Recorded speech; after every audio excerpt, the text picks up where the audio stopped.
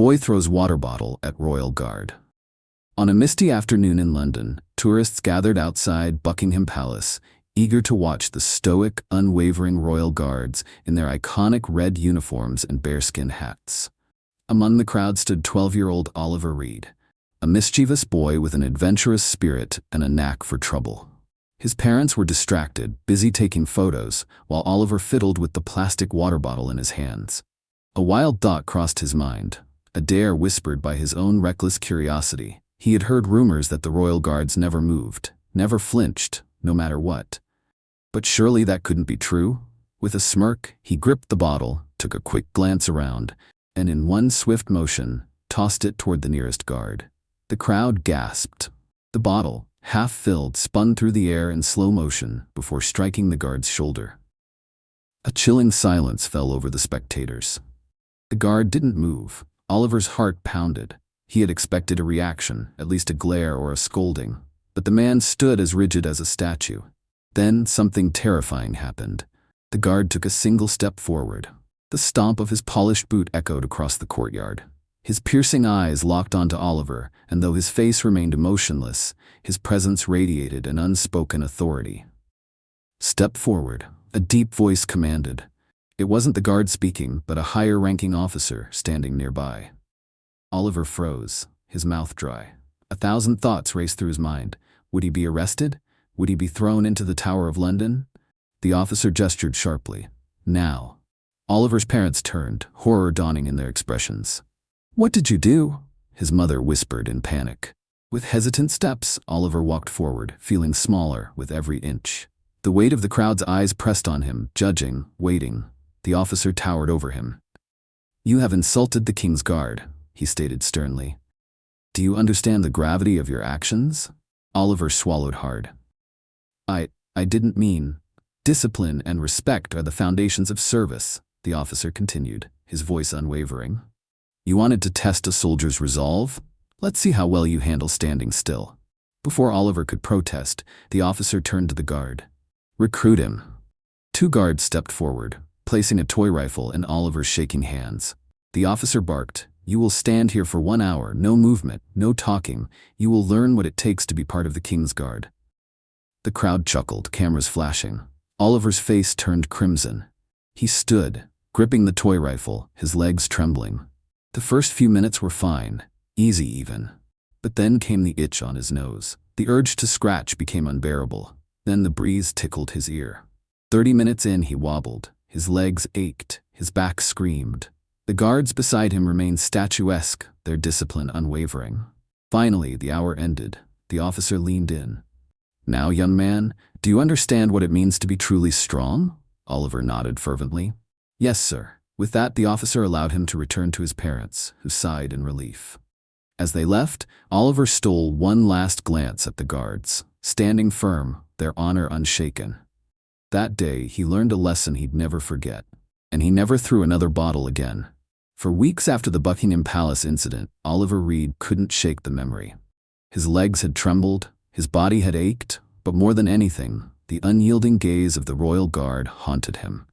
It was as if those piercing eyes had seen straight through his childish defiance, exposing the boy beneath. At school, his classmates refused to believe the story. "No way they made you stand like a guard," one boy scoffed. "They should have locked you up," another sneered. Oliver didn't argue, he just sat in silence, replaying that hour over and over in his mind. One evening, his father placed a book on the dinner table, The History of the King's Guard. "They're not just palace ornaments, Oliver," his father said. "These men train harder than most soldiers in the world. They don't just stand there, they defend history." Oliver devoured the book. He read about grueling training, battlefield valor, and unwavering discipline. The more he learned, the more the embarrassment of that day transformed into something else: respect. But the feeling wasn't enough. He needed to prove, to himself more than anyone, that he wasn't just a foolish boy who had mocked the guards. Months passed before Oliver returned to the palace gates. This time, he wasn't armed with a water bottle. He wore a determined expression, his hands clenched into fists. He didn't know what he was looking for. Maybe a way to redeem himself, or maybe just to stand before the guards without feeling like a fool. As he approached, a commotion broke out near the entrance. A man in a hooded jacket had shoved past the crowd, darting toward the palace gates. In his hands, something metallic. A weapon? Time slowed. The tourists screamed. The royal guards reacted in an instant. One guard shifted his rifle, ready to intervene, but the intruder was fast. Too fast. Without thinking, Oliver moved. His legs propelled him forward. He had spent months running, training, mimicking the stillness of the guards in his room, testing his own limits. And now he was in motion, driven by instinct. The moment the hooded man raised his arm, Oliver tackled him. They crashed to the ground just as the guards swarmed in, pinning the intruder beneath them. A camera flash. A gasp from the crowd. Oliver lay there, heart hammering against his ribs, staring up at the guards towering over him. For the first time, one of them spoke. "Brave move, lad," the guard said in a deep voice, his lips barely moving. The intruder had been wielding a crowbar, not a gun, but dangerous all the same. Security rushed in, and within moments, the threat was neutralized. Oliver, still sprawled on the ground, barely processed what had happened. The crowd erupted in cheers.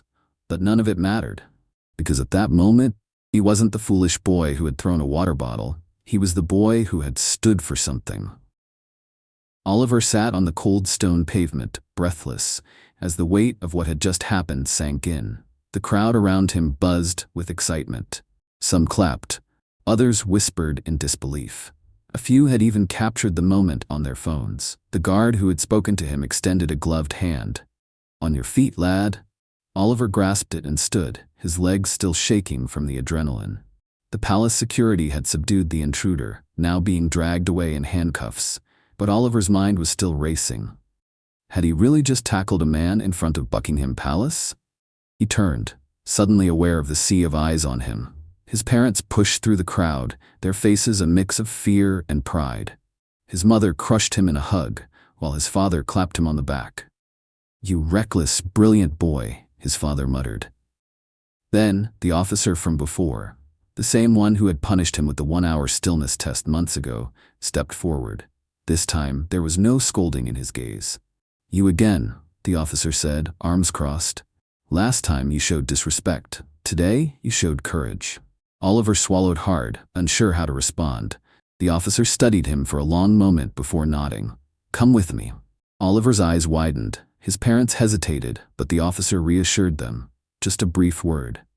Curious whispers rippled through the crowd as Oliver followed the officer past the palace gates. He had never been on this side before. His heart pounded harder than when he had tackled the intruder. They walked through a side entrance and into a small, dimly lit room lined with old photographs and medals. Inside, another man stood waiting. A decorated officer with a chest full of ribbons. "So," the man said, scanning Oliver with a calculating gaze. "What's your name, lad?" "Oh, Oliver Reed, sir." The man exchanged a glance with the officer.